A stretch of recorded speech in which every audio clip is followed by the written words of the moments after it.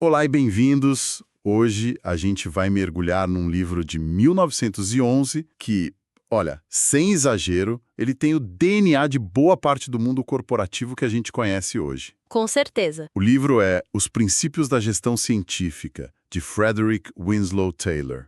E, sabe, para a gente entender o quão radicais eram as ideias dele, a gente precisa voltar para aquela época, início do século XX, auge da industrialização. Era, numa palavra, um caos que era baseado em tradição e improviso. Como assim? O gerente chegava, dava uma ordem bem geral e, bom, esperava que os trabalhadores, cada um com seu próprio método, seu famoso jeitinho, dessem conta do recado. Não existia padronização, não tinha estudo, não tinha um sistema. E aí o Taylor olhou para isso. Ele olhou para isso e viu um desperdício, assim, colossal. Ele chegou a chamar de ineficiência nacional. Para ele, isso era mais grave que o desperdício de recursos naturais. Então a nossa missão aqui é entender como Taylor propôs trocar esse caos todo por uma ciência. Uma ciência que prometia uma coisa que soava e ainda soa, quase como uma utopia. Prosperidade máxima, né? Exato. Prosperidade máxima ao mesmo tempo para o empregador e para o empregado. Ele realmente acreditava que dava para eliminar o conflito entre capital e trabalho. Vamos ver se ele conseguiu. E esse é o ponto de partida dele, é fundamental. Taylor estava convencido de que os interesses dos dois lados, eles não eram opostos, como todo mundo acreditava. Mas sim, idênticos. Isso, eram idênticos. E a chave para alinhar tudo isso era uma só: máxima eficiência. E essa eficiência não viria de mais suor, mas de mais ciência. Certo. Então vamos começar pelo problema que ele queria resolver. Ele usa um termo bem específico para descrever essa baixa produtividade que ele via em todo lugar. Soldiering. Isso. O que exatamente ele queria dizer com isso? Era só gente preguiçosa? Não, é bem mais complexo. A gente poderia traduzir como corpo mole, ou talvez uma gíria que pega bem a ideia, Operação Tartaruga. A Operação Tartaruga é ótimo. Pois é, mas ele dividia em dois tipos. O primeiro é o que ele chama de natural, que é, sabe, aquela tendência que todo mundo tem de pegar um pouco mais leve se não tem um bom motivo para se esforçar. É a inércia humana. Ok, faz sentido. Mas o segundo tipo, que para ele era o verdadeiro vilão, era o sistemático. Sistemático soa deliberado. Quer dizer que os trabalhadores diminuíam o ritmo de propósito em grupo. Exatamente. E por razões que, do ponto de vista deles, faziam todo o sentido. Tinha duas crenças principais. A primeira era uma falácia, a de que se eles trabalhassem mais rápido e produzissem mais... Ia faltar trabalho para todo mundo e alguém seria demitido. Isso. E a segunda, que era ainda mais poderosa, era uma pura autodefesa contra o sistema de gestão da época. Como assim, autodefesa? Olha, imagina o cenário. Um trabalhador descobre um jeito de fazer o dobro de peças no mesmo dia. Ele se esforça, mostra o valor dele. O que acontecia? O gerente via. Quase sempre o gerente via aquilo e, em vez de recompensar o cara, cortava o valor pago por peça pela metade. Ah, não. Sim. O resultado era que o trabalhador agora tinha que se matar para ganhar o mesmo que ele ganhava antes, trabalhando com calma. A lição era muito clara. Nunca mostre o quão rápido você realmente pode ser. Nossa, isso cria um incentivo totalmente perverso. O sistema literalmente punia a eficiência. Exatamente. E Taylor conta uma história que ilustra isso de um jeito quase trágico. Ele observou um operário que era naturalmente muito enérgico. Certo. Fora da fábrica, o sujeito andava quase trotando. Mas no momento em que ele passava pelo portão, ele mudava o ritmo, se movia de um jeito calculadamente lento, só para não produzir mais que o colega do lado. Que loucura. Taylor dizia que o homem se cansava mais tentando trabalhar devagar do que se trabalhasse no seu ritmo natural. Era um sistema que forçava as pessoas a agirem contra a própria natureza. Ok, o diagnóstico é claro. O sistema estava quebrado. Qual foi a cura que o Taylor propôs? Foi só dizer, gerentes, paguem melhor, e pronto? Foi muito, muito mais profundo. Ele propôs uma revolução completa na filosofia de gestão. A ideia era substituir o que ele chamava de rule of thumb. O tal do jeitinho. Isso, o método empírico de cada um, por métodos baseados em estudo científico. Ele resumiu essa nova abordagem em 4 princípios fundamentais. Certo. E quais são eles? O primeiro é desenvolver uma ciência para cada elemento do trabalho.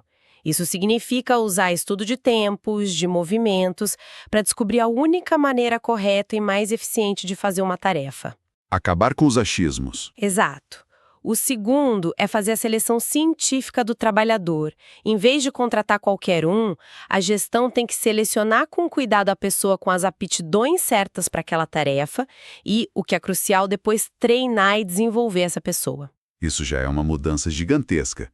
A responsabilidade pelo treino passa a ser da empresa, não mais do trabalhador que tem que se virar. É quase o nascimento da RH. Sem dúvida. O terceiro princípio é a cooperação íntima entre a gestão e os trabalhadores. O gerente não fica mais lá na sala dele só dando ordem. Ele trabalha junto, lado a lado, para garantir que os métodos científicos estão sendo aplicados direitinho. E o quarto, você disse que era o mais revolucionário. É a divisão quase igual do trabalho e da responsabilidade entre a gestão e os operários. Pera, como assim divisão do trabalho? O trabalho não era todo feito pelos operários? No sistema antigo, sim, a gestão dava a ordem e toda a responsabilidade pela execução, pelo planejamento, pelo método, tudo caía nas costas do trabalhador. E com Taylor? Taylor diz, não. A partir de agora, a gestão assume todo o trabalho para o qual ela é mais apta, o planejamento, a análise, o estudo, o desenvolvimento da ciência. O trabalhador executa. Metade do problema, que antes era 100% do operário, agora é da gerência. Isso muda tudo. A gerência não pode mais culpar o trabalhador pela baixa produtividade. Exatamente. A responsabilidade é compartilhada. Isso soa muito bem na teoria, mas parece incrivelmente abstrato. Como ele convenceu os donos de fábrica, que deviam ser super céticos, de que essa ciência maluca ia funcionar no mundo real, no chão de fábrica? Com dados, com estudos de caso tão detalhados e com resultados tão espetaculares que era difícil ignorar. E o mais famoso de todos é o estudo que ele fez com o transporte de lingotes de ferro na Bethlehem Steel Company. Ah, sim, o famoso caso dos lingotes. Conta pra gente os detalhes. Bom, a situação era a seguinte. A empresa tinha um pátio com 75 homens. A única função deles era carregar lingotes de ferro, cada um pesando uns 42 quilos, de uma pilha para um vagão. Trabalho pesado. Muito. Em média, cada homem transportava 12 toneladas e meia por dia. Aí o Taylor e a equipe dele estudaram a fundo a tarefa e concluíram que um homem de primeira classe para aquele tipo de esforço... Um homem ideal para a tarefa. Isso. Ele deveria, cientificamente, ser capaz de carregar entre 47 e 48 toneladas por dia. Um momento. De 12,5 para 47. Isso é quase 4 vezes mais. Soa como uma meta não só impossível, mas desumana. Parece, né? Como ele chegou nesse número? Ele simplesmente pegou o cara mais forte e mediu. É aí que entra a ciência. Primeiro, a seleção. Eles não impuseram isso a todos. Eles observaram os 75 homens e escolheram só um para o experimento inicial. Um homem que ele chama de Schmid. E quem era o Schmid? Ele era fisicamente robusto, determinado e, muito importante, ele tinha uma grande motivação para ganhar mais dinheiro. Ele era o tal homem de primeira classe para aquela tarefa específica. Ok. Eles escolheram o Schmid. E depois? Mandaram ele trabalhar 4 vezes mais rápido? Muito pelo contrário. Eles colocaram um supervisor do lado dele com um cronômetro. E as instruções eram surpreendentemente simples e diretas. Agora pegue um lingote e ande. Agora sente-se e descanse. Agora ande, agora descanse. Então a grande inovação científica foi forçar o cara a descansar. Isso parece completamente contra-intuitivo. Precisamente. A descoberta fundamental foi o que o Taylor chamou de Lei da Fadiga para Trabalho Pesado. Lei da fadiga. A pesquisa deles mostrou que, para um esforço daquele tipo, um ser humano só pode ficar sob carga, ou seja, fazendo força, por 43% do tempo. Os outros 57% do dia precisavam ser de descanso para permitir a recuperação muscular. Entendi. Sem isso, Sem essa orientação, o Schmidt teria se esgotado antes da hora do almoço. Com a orientação, ele conseguiu manter um ritmo intenso e constante o dia todo. e qual foi o resultado final? Ele conseguiu atingir a meta? No final do dia, Smith tinha transportado 47 toneladas e meia. E o salário diário dele subiu de $1,15 para $1,85. Um aumento de 60%? Exato. Ele estava feliz e a empresa estava transportando ferro a um custo muito, muito menor. É incrível. A ciência aqui era a fisiologia, o entendimento dos limites do corpo humano.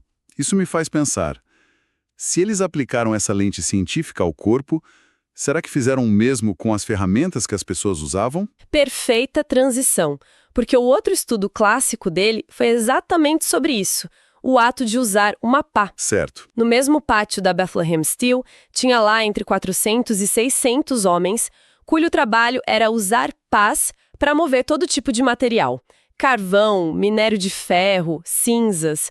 E cada homem trazia a sua própria pá de casa. O que parece normal para a época. Qual era o problema? O problema é que uma pasada de minério de ferro podia pesar 15 quilos. Já uma pasada de cinzas podia pesar menos de 2. Aí o Taylor se perguntou, qual é a carga ideal para uma pá? E ele fez experimentos para descobrir. Meses de experimentos, medindo a produção de vários trabalhadores, e eles chegaram a um número mágico, aproximadamente 9,5 kg. Com essa carga, um trabalhador de primeira classe podia produzir o máximo ao longo de um dia sem se esgotar. E qual a implicação prática disso? A implicação foi que a empresa aboliu as pás pessoais e passou a fornecer um arsenal de 8 a 10 tipos diferentes de pás. Uma pá bem pequena e estreita para o minério pesado e uma pá enorme, quase uma concha, para o carvão que era leve. Para que cada pasada se aproximasse do peso ideal. Exato. O objetivo era que, não importando o material, cada pasada chegasse perto dos 9,5 kg. Isso é o nascimento da ergonomia, da ideia de que a empresa deve fornecer a ferramenta perfeita para a tarefa. É uma mudança de paradigma. A ferramenta se adapta ao trabalhador e à tarefa, e não o contrário. E os resultados? Foram drásticos. O número de trabalhadores com pás foi reduzido para cerca de 140. A produção média diária por homem saltou de 16 para 59 toneladas. Uau! E o custo para a empresa de manusear uma tonelada de material caiu pela metade. Os números são impressionantes. Não tem como negar. A produtividade explode, os custos caem. Mas é aqui que as coisas começam a ficar um pouco desconfortáveis para mim. Sei aonde você quer chegar. No estudo das pás, você vai de 600 trabalhadores para 140. O que acontece com os outros 460? E no caso do Schmidt, o que aconteceu com os outros 7 de cada 8 homens que não foram considerados de primeira classe? É a crítica mais comum e mais importante ao trabalho de Taylor. E ele aborda isso. O argumento dele era que, num sistema bem gerenciado, a maioria desses homens não seria simplesmente demitida e jogada na rua. E o que aconteceria com eles? Eles seriam realocados para outras funções dentro da empresa. Tarefas para as quais as aptidões deles fossem mais adequadas. Taylor via isso como um ato de gentileza.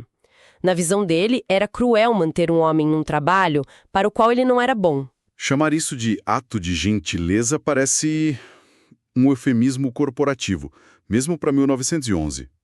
Da perspectiva do trabalhador, ele acabou de ser classificado como inferior e perdeu o emprego que conhecia. Isso gerou uma resistência enorme, com certeza. Os sindicatos, em particular, odiavam o Taylor. Eles viam os métodos dele como uma forma de extrair o máximo do trabalhador e quebrar a solidariedade da classe, transformando tudo numa competição individual. E ele, como ele se via? Ele acreditava genuinamente que estava ajudando esses homens a encontrar um caminho onde pudessem ter mais sucesso e ganhar mais. E quanto aos que ficam? Os Schmidts do mundo. Eles não se tornam meros autômatos? A parte de pensar do trabalho foi totalmente removida e entregue à gerência?